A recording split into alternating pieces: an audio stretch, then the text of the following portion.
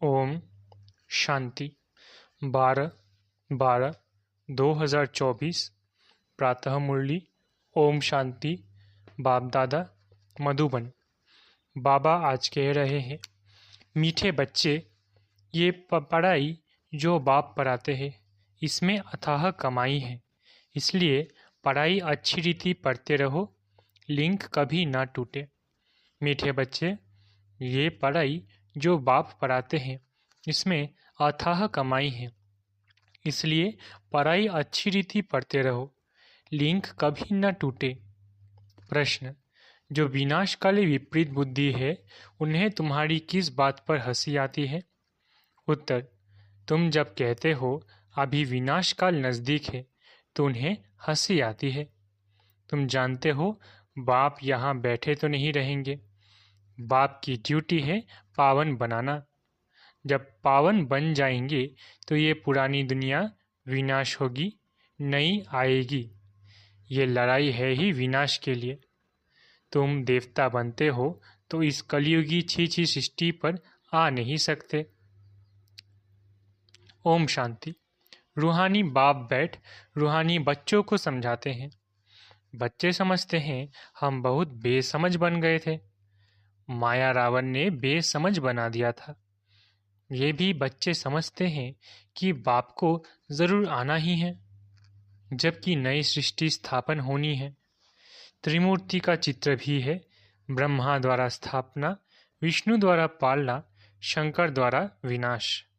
क्योंकि करण करावन हार तो बाप है ना, एक ही है जो करता है और कराता है। पहले किसका नाम आएगा? जो करता है, फिर जिस द्वारा कराते हैं। करण करावनहार कहा जाता है ना। ब्रह्मा द्वारा नई दुनिया की स्थापना कराते हैं। जो भी बच्चे जानते हैं हमारी जो नई दुनिया है जो हम स्थापन कर रहे हैं, इसका नाम ही है देवी देवताओं की दुनिया। सतयुग में ही देवी देवता होती है, किसी और को देवी देवता नहीं कहा जाता है। वहाँ मनुष्य होते नहीं, है ही एक देवी देवता धर्म, दूसरा कोई धर्म ही नहीं। अभी तुम बच्चे स्मृति में आए हो कि बरोबर हम देवी देवता थे।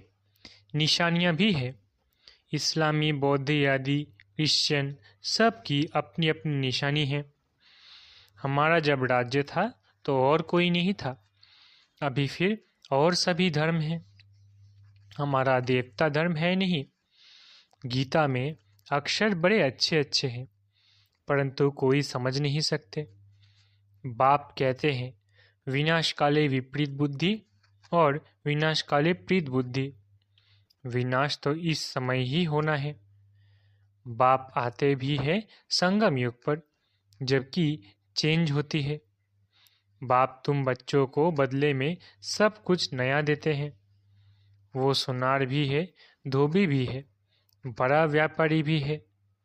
बिरला ही कोई बाप से व्यापार करे। इस व्यापार में तो अथाह फायदा है। पढ़ाई में फायदा बहुत होता है। महिमा भी की जाती है कि पढ़ाई कमाई है, वो भी जन्म जन्मांतर के लिए कमाई है। तो ऐसी पढ़ाई अच्छी रीति पढ़नी चाहिए ना। और पढ़ाता भी बहुत सहज हूँ। सिर्फ एक हफ्ता समझकर फिर भल कहाँ भी चले जाओ, तुम्हारे पास पढ़ाई आती रहेगी, अर्थात मुरली मिलती रहेगी, तो फिर कभी लिंक नहीं टूटेगी। यह है आत्माओं की परमात्मा के साथ लिंक। गीता में भी यह अक्षर है, विनाश काले विपरीत बुद्धि विनाशंति, प्रीत बुद्धि विजयंती।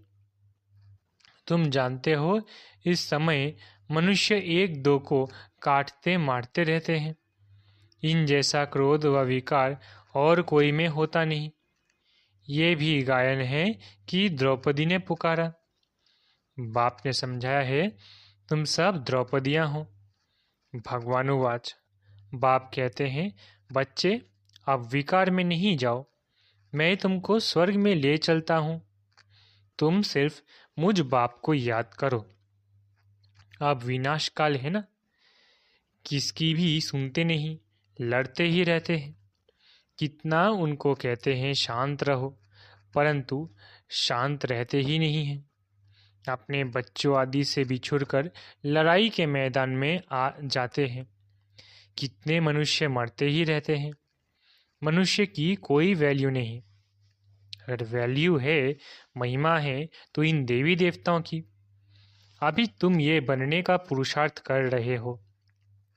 तुम्हारी महिमा वास्तव में इन देवताओं से भी जास्ती है। तुमको अभी बाप पढ़ा रहे हैं। कितनी ऊंच पढ़ाई है। पढ़ने वाले बहुत जन्मों के अंत में बिल्कुल ही तमो प्रधान है। मैं तो सदैव सतो प्रधान ही हूँ। बाप कहते हैं, मैं तुम बच्चों का ओबीडियंट सर्वेंट बनकर आया हूँ। विचार करो, हम कितने छीछी बन गए हैं। बाप ही हमको वाह वाह बनाते हैं। भगवान बैठ मनुष्यों को पढ़ाकर कितना ऊंच बनाते हैं। बाप खुद कहते हैं, मैं बहुत जन्मों के अंत में तुम सबको तमो प्रधान से सतो प्रधान बनाने आया हूँ। अभी तुमको पढ़ा रहा हूँ। बाप कहते हैं, मैंने तुमको स्वर्गवासी बनाया, फिर तुम नरकवासी कैसे बने? किसने बनाया? गायन भी है, विनाश काले विपरीत बुद्धि विनाशंति, प्रीत बुद्धि विजयंती। फिर जितना जितना प्रीत बुद्धि रहेंगे, अर्थात बहुत याद करेंगे, उतना तुम्हारा ही फायदा है। लड़ाई का मैदान है ना। कोई भी यह नहीं जानते कि गीता में कौन सी युद्ध बताई है। उन्होंने तो फिर कौरवों और पांडवों की युद्ध दिखाई है। कौरव संप्रदाय, पांडव संप्रदाय भी है, परंतु युद्ध तो कोई है नहीं। पांडव उनको कहा जाता है जो बाप को जानते हैं, बाप से प्रीत बुद्धि है।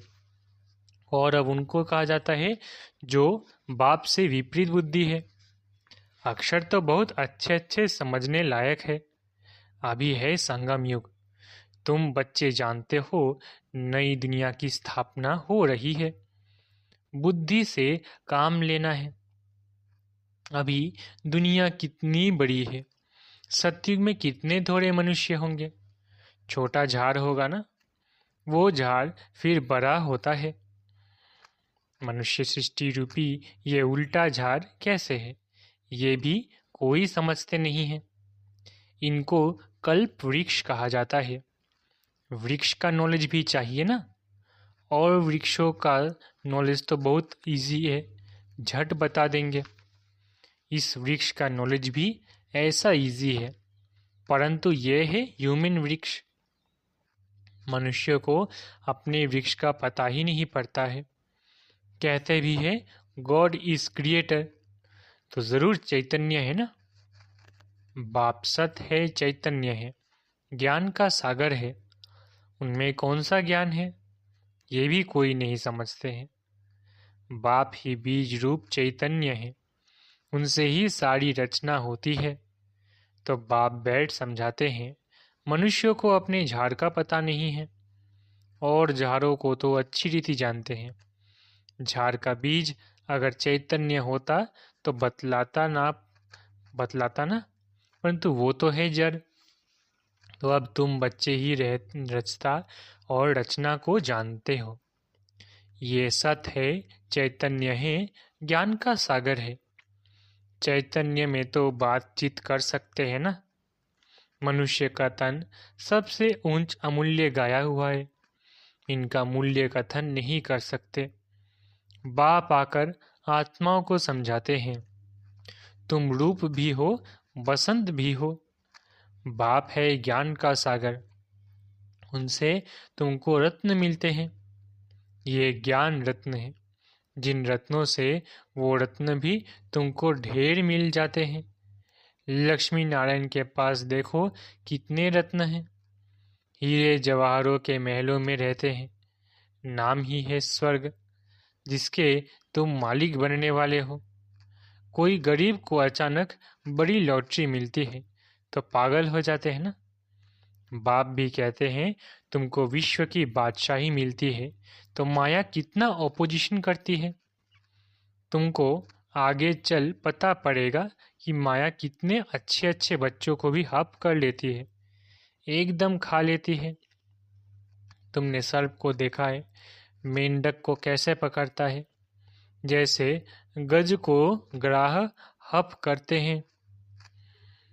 सर्प मेंढक को एकदम सारे का सारा हप कर लेता है।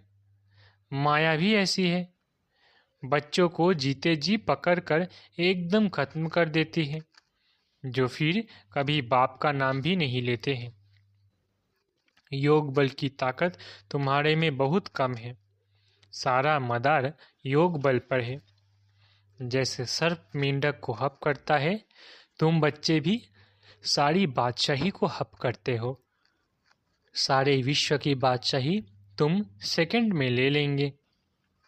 बाप कितना सहज युक्ति बताते हैं, कोई हथियार आदि नहीं। बाप ज्ञान योग के अस्त्र शस्त्र देते हैं, उन्होंने फिर स्थूल हथियार आदि दे दिए हैं। तुम बच्चे इस समय कहते हो, हम क्या से क्या बन गए थे। जो चाहे सो कहो, हम ऐसे थे जरूर। भले थे तो मनुष्य ही, परंतु गुण और अवगुण तो होते हैं ना। देवताओं में दैवी गुण है, इसलिए उन्हों की महिमा गाते हैं। आप सर्वगुण संपन्न, हम निर्गुण, हारे में कोई गुण नहीं। इस समय सारी दुनिया ही निर्गुण है, अर्थात एक भी देवता ही गुण नहीं है। बाप जो गुण सिखलाने वाला है उनको ही नहीं जानते, इसलिए कहा जाता है विनाश काले विपरीत बुद्धि। अब विनाश तो होना ही है संगम युग पर, जबकि पुरानी दुनिया विनाश होती है और नई दुनिया स्थापन होती है। इनको कहा जाता है विनाश काल। ये है अंतिम विनाश, फिर आधा कल्प कोई लड़ाई आदि होती नहीं। मनुष्यों को कुछ भी पता नहीं है। विनाश काले विपरीत बुद्धि है तो जरूर पुरानी दुनिया का विनाश होगा ना। इस पुरानी दुनिया में कितनी आपदाएं हैं, मरते ही रहते हैं। बाप इस समय की हालत बतलाते हैं, फर्क तो बहुत है ना। आज भारत का ये हाल है, कल भारत क्या होगा। आज ये है, कल तुम कहाँ होंगे। तुम जानते हो पहले नई दुनिया कितनी छोटी थी। वहाँ तो महलों में कितने हीरे जवाहर आदि होते हैं। भक्ति मार्ग में भी तुम्हारा मंदिर कोई कम थोड़ी ही होता है। सिर्फ कोई एक सोमनाथ का मंदिर थोड़ी ही होगा। एक कोई बनाएगा तो उनको देखा और भी बनाएंगे। एक सोमनाथ मंदिर से ही कितना लूटा है, फिर बैठ अपना यादगार बनाया है।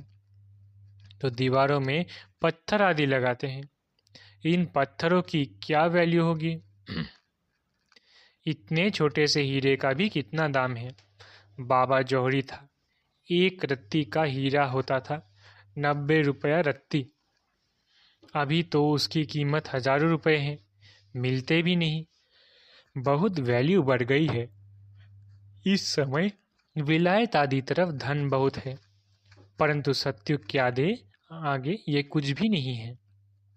अब बाप कहते हैं विनाश काले विपरीत बुद्धि।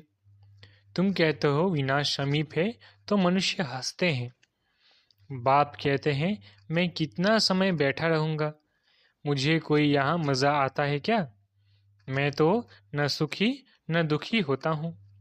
मेरे ऊपर ड्यूटी है पावन बनाने की। तुम यह थे, अब यह बन गए हो, फिर तुमको ऐसा ऊंच बनाता हूँ। तुम जानते हो हम फिर वह बनने वाले हैं। अब तुमको ये समझ आई है, हम इस दैवी घराने के भांति थे। राजाई थी, फिर ऐसे अपनी राजाई गंवाई, फिर और आने लगे। अब ये चक्र पूरा होता है। अभी तुम समझते हो लाखों वर्ष की तो बात ही नहीं है। ये लड़ाई है ही विनाश की। उस तरफ तो बहुत आराम से मरेंगे, कोई तकलीफ नहीं होगी। हॉस्पिटल शादी ही नहीं होंगे, कौन बेड सेवा करेंगे और रोएंगे। वहाँ तो ये रस्म ही नहीं, उन्हों की मौत सहज होती है। यहाँ तो दुखी होकर मरते हैं, क्योंकि तुमने सुख बहुत उठाया है, तो दुख भी तुमको देखना है। खून की नदी यहाँ ही बहेगी। वो समझते हैं ये लड़ाई फिर शांत हो जाएगी, परंतु शांत तो होनी नहीं है। मीरवा मौत मल्लू का शिकार, तुम देवता बनते हो, फिर कलयुगी छी सृष्टि पर तो तुम आ नहीं सकते। गीता में भी है, भगवान उवाच, विनाश भी देखो स्थापना देखो। साक्षात्कार हुआ ना। ये साक्षात्कार सब अंत में होंगे। फलाने फलाने ये बनते हैं, फिर उस समय रोएंगे, बहुत पछताएंगे, सजा खाएंगे, नसीब कूटेंगे, लेकिन कर क्या सकेंगे। ये तो 21 जन्मों की लॉटरी है। स्मृति तो आती है ना, साक्षात्कार बिगर किसको सजा नहीं मिल सकती है। ट्रिब्यूनल बैठती है ना। अच्छा, मीठे मीठे सिकिलधे बच्चों प्रति माता पिता बाप दादा का याद प्यारो गुड मॉर्निंग। रूहानी बाप की रूहानी बच्चों को नमस्ते। हम रूहानी बच्चों की रूहानी माता पिता बाप दादा को याद प्यार, गुड मॉर्निंग और नमस्ते नमस्ते नमस्ते। शुक्रिया बाबा। धारणा के लिए मुख्य सार। पहला, स्वयं में ज्ञान रत्न धारण कर रूप बसंत बनना है। ज्ञान रत्नों से विश्व के बादशाही की लॉटरी को लेनी है। दूसरा, इस विनाश काल में बाप से प्रीत रख एक की ही याद में रहना है। ऐसा कोई कर्म नहीं करना है जो अंत समय में पछताना पड़े या नसीब कूटना पड़े। वरदान, सदा स्नेही बन उड़ती कला का वरदान प्राप्त करने वाले निश्चित विजयी निश्चिंत भव। सदा स्नेही बन उड़ती कला का वरदान प्राप्त करने वाले निश्चित विजयी निश्चिंत भव। स्नेही बच्चों को बाप दादा द्वारा उड़ती कला का वरदान मिल जाता है। उड़ती कला द्वारा सेकंड में बाप दादा के पास पहुंच जाओ तो कैसे भी स्वरूप में आई हुई माया आपको छू नहीं सकेगी। परमात्म छत्र छाया के अंदर माया की छाया भी नहीं आ सकती। स्नेह मेहनत को मनोरंजन में परिवर्तन कर देता है। स्नेह हर कर्म में निश्चित विजयी स्थिति का अनुभव कराता है। स्नेही बच्चे हर समय निश्चिंत रहते हैं। स्लोगन, नथिंग न्यू की स्मृति से सदा अचल रहो तो खुशी में नाचते रहेंगे। स्लोगन, नथिंग न्यू की स्मृति से सदा अचल रहो तो खुशी में नाचते रहेंगे। अच्छा, ओम शांति। शुक्रिया बाबा।